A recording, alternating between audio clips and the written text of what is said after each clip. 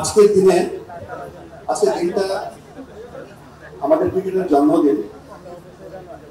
আমার মনে আছে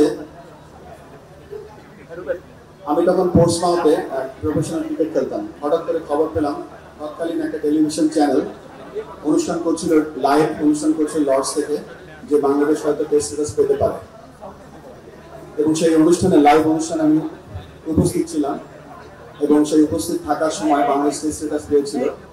সো আমি নিজেকে গর্বিত মনে করছি যে ওই দিনটা আমি উপস্থিত ছিলাম, সেই টেস্ট ম্যাচটাও খেলেছিলাম। আমি গভীরভাবে স্মরণ করছি আমাদের প্রায়ত কোচ ছিলেন তখন এডি বার্লক, বর্তমানে পরবর্তী হেড কোচ হিসেবে প্রথম টেস্টে আমাদের টেস্ট দলের কোচ ছিলেন জনাব ইমরান সারোয়ার। আমাদের দলের ম্যানেজার ছিলেন টিটো ভাই। কেন এত কথাগুলো বলছি যে এক একটা বিশাল চরিত্র বাংলাদেশের ক্রিকেটকে আজকে এখানে নিয়ে এসছে। বাংলাদেশের ক্রিকেট আজকে যেখানে দাঁড়িয়ে আছে, আজকে 25 বছরে আমরা পা দিলাম এবং এই 25 বছরে আমাদের অর্জন, আমাদের সাফল্য, আমাদের কিছু ইমপ্রুভমেন্ট এরিয়াস, আমি ব্যক্তিগতভাবে কখনো নেগেটিভ কথা বলি না, আমরা কখনো ছেড়েছি বা কিছু বলতে না, ইমপ্রুভমেন্ট এরিয়াস বলতে চাই। তো এই জায়গাগুলোতে আমরা গর্ব করছি এবং আমরা আশা করবো যে আজকের এই দিনের মাধ্যমে হয়তো এই 25তম যে আমাদের আজকে আমরা সিলভার জুবিলি পালন করছি, এটা আমরা হয়তো যেদিন 50 বছর পালন করবো বা 100 বছর পালন করবো, আমরা জানি তখন পৃথিবীতে থাকবো কিনা। আমরা এমন একটা জায়গায় বাংলাদেশ ক্রিকেটকে রেখে দিতে চাই যেন বাংলাদেশের যে কারেন্ট স্ট্যাটিস্টিক আছে তার থেকে আমরা অনেক ভালো জায়গায় পৌঁছতে পারি।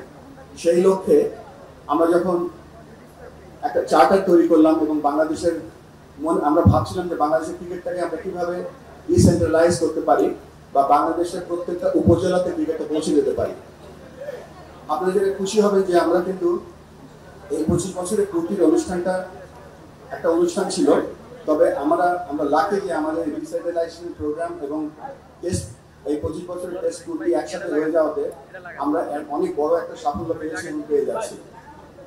আজকের দিনে আমরা একটু ক্লিয়ার করতে চাই যে ডিসেন্ট্রালাইজেশনের যে মূল কারণটা সেটা হচ্ছে যে আমরা প্রথম বিভাগ first class cricket, youth under 19 যারা খেলে তাদের দুদিনের ক্রিকেট আমরা বিভিন্ন চারটা রিজন ঠিক করেছি: রাজশাহী, চিটাগং, গ্রেটার ঢাকা এবং সিলেট, ময়মনসিংহ, খুলনা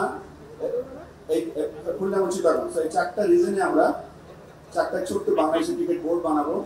সেখানে একজন হেড অফ ক্রিকেট থাকবে, তিনি তদারকি করবেন তার জেলায়, তার বিভাগে, তার রিজনে যতগুলো কোচ থাকবে সেখানে একটা প্রিমিয়ার লিগ করার চিন্তা করছি, সেখানে কোচ ডেভেলপমেন্ট প্রোগ্রাম চিন্তা করছি, একটা ফান্ডিং মডেল তৈরি করছি যেখানে তাদেরকে সবসময় মিরপুরের উপরে ডিপেন্ডেন্ট হতে হবে না।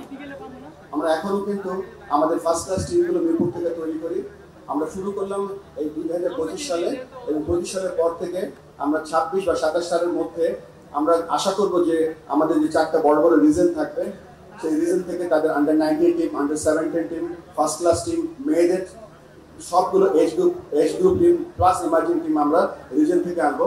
তখন রিজনাল ক্রিকেটটা শুধুমাত্র স্ট্রং হবে না, তারা যেন লোকাল প্লেয়ার দিয়ে খেলে। আমরা দেখবো যে বাস ভরে ভরে চিটাগাং থেকে খেলা দেখতে আসবে ঢাকায়, ঢাকা থেকে বাস ভরে ভরে সমর্থকরা খেলা দেখতে যাবে রাজশাহীতে। তখন আমরা বলতে পারবো যে cricket is become competitive and cricket is getting popular to everyone. আমরা আশা করব আপনাদের এই সহযোগিতা আমাদের সাথে থাকবেন।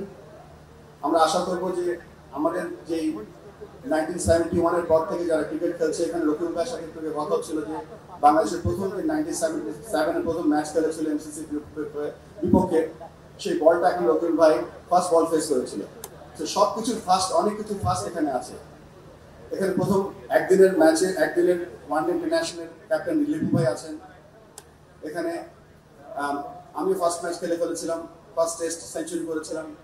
কেন এত কথা বলছি? এখানে প্রত্যেকটা যারা আমরা এখানে আছি আমরা সকলে গুরুত্বপূর্ণ এবং আমাদের সকলের গুরুত্বপূর্ণ এনার্জি যদি আমরা একসাথে করতে পারি, আমরা সকলে বাংলাদেশ ক্রিকেটকে এখন যে জায়গায় আছে সেখান থেকে আমরা বহু উঁচুতে নিয়ে যেতে পারবো। আমরা স্বপ্ন দেখি, স্বপ্ন দেখতে ভালোবাসি এবং স্বপ্ন রূপান্তরিত করার চেষ্টা করব এবং আপনাদের এভরি কর্নার থেকে আমরা আশা করব আপনারা আমাদেরকে সাহায্য করবেন, আমাদেরকে দোয়া করবেন যেন আমরা বাংলাদেশের ক্রিকেট নিয়ে শুধু বাংলাদেশে না সারা বিশ্বে যেন গর্ব অনুভব করতে পারি এবং খুব তাড়াতাড়ি আমরা কোনো একটা আইসিসি ইভেন্ট আমরা জয়ী হতে পারি। আমি গ্রেটফুল টু বাংলাদেশ ক্রিকেট বোর্ডের যারা ডিরেক্টরস আছেন, দে আর ভেরি সাপোর্টিভ। আমরা একসাথে কাজ করছি, আমাদের জন্য দোয়া করবেন। আমরা যেন বাংলাদেশের ক্রিকেটকে যেন শুধুমাত্র ডিসেন্ট্রালাইজ করতে না করা না, শুধু আমরা যেটা সুন্দরভাবে বাস্তবায়িত করতে চাই। আমার আজকে 26 দিন ধরে আমি এই দায়িত্বে এসেছি। এই 26 দিনের মধ্যে আমি চার পাঁচটা প্রজেক্ট নিয়ে গিয়েছি। আমি ন্যাশনাল স্পোর্টস কাউন্সিলে আমি চাই আমাদের মাননীয় আমাদের যুব এবং ক্রীড়া উপদেষ্টা আমাদের এনএসসি ডিরেক্টর সাহেব যখনই আমরা গিয়েছি কখন না বলেনি। We hope that relationship will go on. আর আমরা সকলে এক একটা স্টেক হোল্ডার এবং সমস্ত স্টেক হোল্ডারদের মাধ্যমে আমরা ক্রিকেটকে সামনে এগিয়ে নিতে চাই।